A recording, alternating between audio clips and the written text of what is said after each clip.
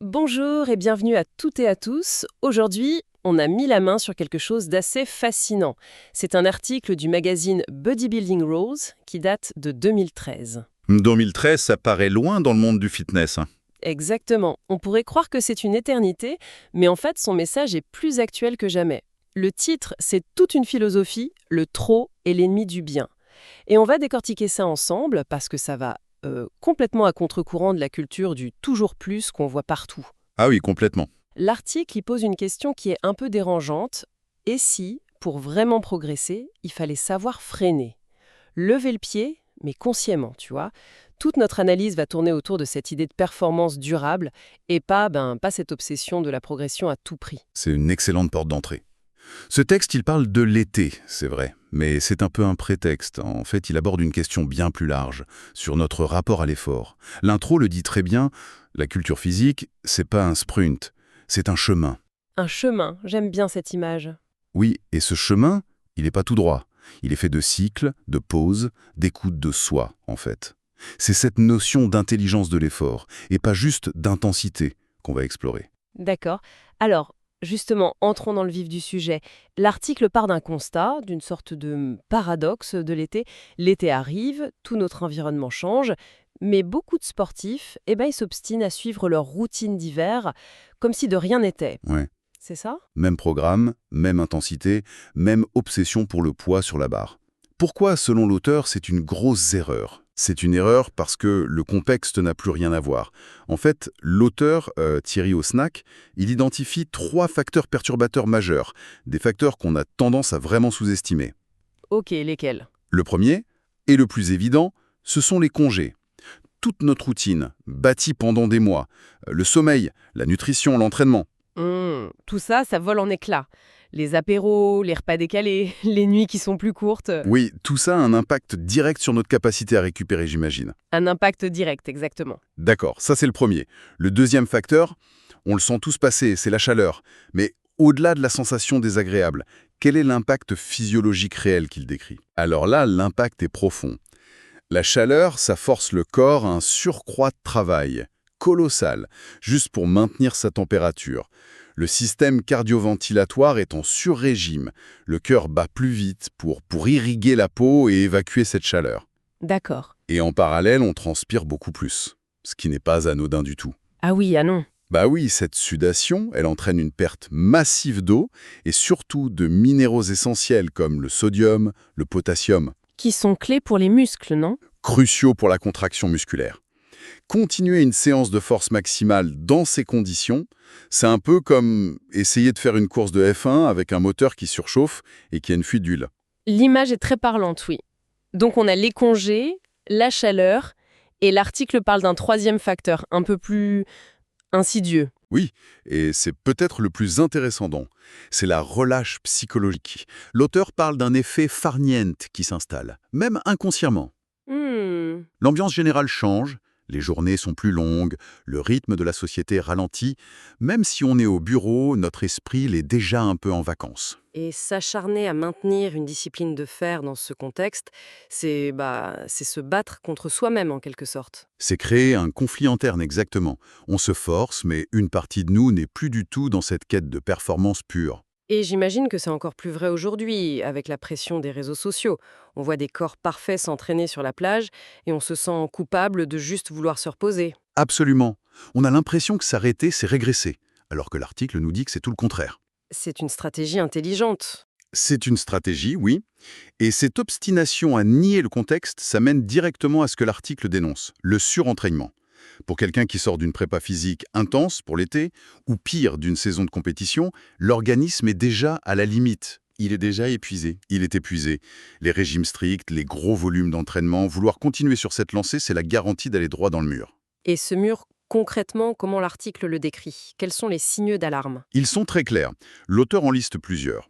D'abord, un stress mécanique énorme sur les articulations, les tendons, les muscles, qui n'ont juste plus le temps de se réparer. D'accord. Ensuite, et c'est plus grave, une saturation du système nerveux central et du système hormonal. C'est notre tour de contrôle qui grille en fait. Ah oui, quand même. On devient irritable, on dort mal, la motivation chute. Et enfin, il mentionne un concept clé, le stress oxydatif intense. Qu'est-ce que c'est ça? Pour faire simple, c'est un vieillissement accéléré de nos cellules provoqué par un effort que le corps ne peut plus gérer. Le tableau est assez sombre. Et ce qui est fou, c'est que l'objectif de départ, c'est de progresser. Mais le résultat, c'est une régression forcée? C'est tout le paradoxe. Et l'article le résume en une phrase qui devrait être affichée dans toutes les salles de sport. Laquelle? Le trop est l'ennemi du bien. Et l'objectif ici est d'éviter le surentraînement. Le message, c'est que la récupération, ce n'est pas une option, ce n'est pas du temps perdu. C'est une phase de construction? C'est une phase anabolique, exactement. C'est pendant le repos que le muscle se reconstruit plus fort. Ignorer ça, c'est comme planter des graines et les déterrer tous les jours pour voir si elles poussent. On anéantit tout le processus. D'accord. Le diagnostic est posé, on a bien compris le problème, mais j'imagine que pour beaucoup, l'idée de ne rien faire pendant 2 mois, c'est angoissant. C'est terrifiant pour certains. On entend tellement de coachs dire que la régularité, c'est la clé, que 2 semaines d'arrêt suffisent à perdre des mois de progrès. Comment l'article répond à cette peur de la régression? Il y répond avec une solution nuancée, qui est le lâcher-prise actif. Actif. Actif, il ne s'agit pas de s'effondrer sur son canapé, il s'agit de changer radicalement de paradigme, de déconstruire l'idée que le seul entraînement valable, c'est une séance de muscu intensive 90 minutes, 5 fois par semaine. L'article est très rassurant là-dessus. Accepter de sauter une séance ou de s'entraîner beaucoup plus léger sans culpabiliser, ça ne va pas ruiner un physique. Au contraire. Au contraire, ça va permettre à l'organisme de se régénérer, de surcompenser et de repartir sur des bases bien plus saines à la rentrée. Ce lâcher-crise, ça passe aussi par le fait de sortir de la salle de sport, j'imagine. Absolument, c'est même un point central de l'article. Il propose de voir l'été comme une opportunité de redécouvrir le plaisir de bouger. Il donne des pistes très concrètes. D'abord, des activités de soins qu'on néglige tout le temps. Comme quoi, par exemple? Masser, profiter d'un sauna, d'un hammam, ou juste prendre 30 minutes pour une vraie séance d'étirement.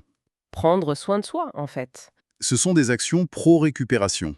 Et ensuite, il y a l'idée d'adapter son activité à son lieu de vacances. De reconnecter le sport à l'environnement. C'est ça.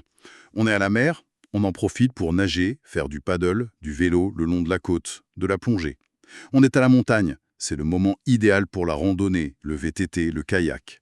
L'idée, c'est de solliciter le corps différemment. De travailler d'autres qualités. L'endurance, la coordination, l'équilibre.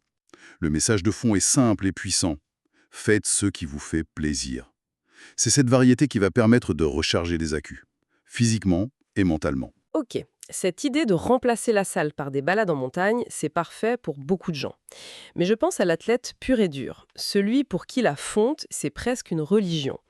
Est-ce que l'article l'abandonne ou est-ce qu'il y a une solution pour cette personne-là?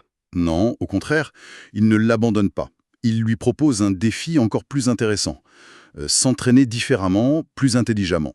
Il y a une phrase qui résume tout et qui peut paraître hérétique. Ah oui? Dans ce type d'entraînement, la charge importe peu. Ah oui, ça c'est une petite révolution. L'ego lié au bras soulevé, on le laisse au vestiaire. L'objectif n'est plus de déplacer une charge d'un point A à un point B. L'objectif, c'est de ressentir le muscle travailler. On passe donc d'un objectif de performance externe à un objectif de sensation interne. Et ça se traduit comment en pratique? L'article détaille un protocole précis. D'abord, on réduit la fréquence à 3 séances par semaine, plus courtes. On va privilégier le travail de groupes musculaires antagonistes. Pectoraux et dos dans la même séance par exemple. Exactement. C'est très efficace pour gagner du temps et assurer un développement équilibré. Et ensuite, et c'est le cœur du changement, on se concentre sur la qualité du mouvement, ce qu'on appelle la kinesthésie. On cherche une amplitude maximale et une congestion intense. Et techniquement, comment on atteint cette fameuse congestion sans utiliser de charge lourde? Par plusieurs techniques. D'abord, des mouvements lents et parfaitement contrôlés. On insiste sur la phase excentrique. La phase de descente, c'est bien ça? C'est la descente de la charge, oui. Au lieu de la laisser tomber, on la retient sur 3 ou 4 secondes. C'est là qu'on crée le plus de micro-déchirures, celles qui sont propices à la croissance. Ensuite, l'article suggère d'intégrer des pauses isométriques. On bloque le mouvement 2-3 secondes en contraction maximale. Pour créer une tension continue? Voilà. Et enfin, les séries sont plus longues, entre 10 et 20 répétitions. Et on ne s'arrête pas à un chiffre, on s'arrête quand le muscle est gorgé de sang. Le ressenti devient le seul guide. L'article mentionne même une technique pour les petits muscles, comme les épaules, les mollets, les séries géantes. Ça sonne assez intense pour un programme de lâcher prise, hein. Le terme est intense, c'est vrai, mais la philosophie reste la même. Il s'agit d'enchaîner 4 ou 5 exercices pour le même muscle, sans aucun temps de repos. Ah d'accord, sans repos. Zéro repos.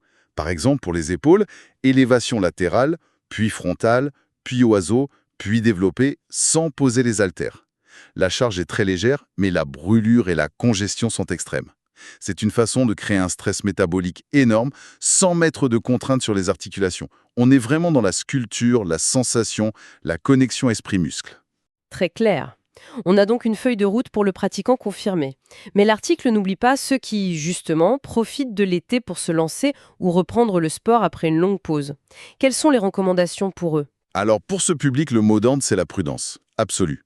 Le conseil le plus contre-intuitif et peut-être le plus important de l'article, c'est d'éviter le jogging. Ah bon? C'est souvent le réflexe numéro 1 pourtant. Je veux me remettre en forme, je vais courir. C'est le réflexe, mais l'article juge cette pratique beaucoup trop traumatisante. Pourquoi spécifiquement le jogging? Qu'est-ce qui rend le jogging si risqué pour un néophyte? Il y a 2 raisons. La première, c'est l'impact articulaire. Un corps déconditionné n'a pas la structure musculaire pour amortir les chocs. Chaque foulée envoie une onde de choc dans les chevilles, les genoux, les hanches. C'est la voie royale vers la blessure en fait. La tendinite, la périostite. Et la deuxième raison est cardiovasculaire. Courir, ça demande un effort très intense au cœur. Sans une progression très lente, on se met vite en sur-régime. L'expérience devient un calvaire. Et on abandonne après 2 séances. Le risque d'abandon est énorme, oui. Donc si on écarte le jogging, que reste-t-il? Quelles sont les alternatives sûres? L'article recommande des activités beaucoup plus douces. Le vélo, la natation, la randonnée, ce sont de parfaits exemples. Elles travaillent l'endurance sans aucun impact. Si on a accès à une salle, les machines de cardio comme le vélo elliptique ou le stepper sont excellentes. Et les cours collectifs? Oui, il mentionne les cours doux comme l'aquagym. Mais le point crucial, martelé dans l'article, c'est de toujours commencer sous la supervision d'un professionnel. D'accord. Un coach qualifié pourra corriger la posture, adapter l'intensité et construire un programme qui mène au plaisir et à la progression, pas à la blessure. En résumé, si on prend un peu de recul, cet article de 2013, c'est une vraie leçon de bon sens. Il nous rappelle que l'entraînement intelligent doit toujours primer sur l'entraînement excessif. Ce lâcher-prise de l'été, ce n'est pas une faiblesse, c'est une stratégie de haut niveau pour durer, pour progresser sur le long terme sans se casser. C'est exactement ça. C'est accepter que le corps humain n'est pas une machine. C'est un organisme vivant qui répond à des cycles. Tout à fait. Et ça ouvre une réflexion qui dépasse largement le cadre de l'été. L'article nous propose une périodisation de notre effort sur une saison. Mais ce principe de faire varier l'intensité, d'intégrer des phases de récupération active, de ne pas être obsédé par une performance maximale constante. Oui. Est-ce que ça ne devrait pas être au cœur de notre approche de l'entraînement tout au long de l'année? Et même, j'irai plus loin. Au-delà du fitness, cette culture moderne de la croissance infinie, de la progression linéaire, sans jamais de pause, que ce soit dans nos carrières ou nos projets, est-ce que c'est vraiment le chemin le plus sain ou même le plus efficace pour atteindre nos objectifs?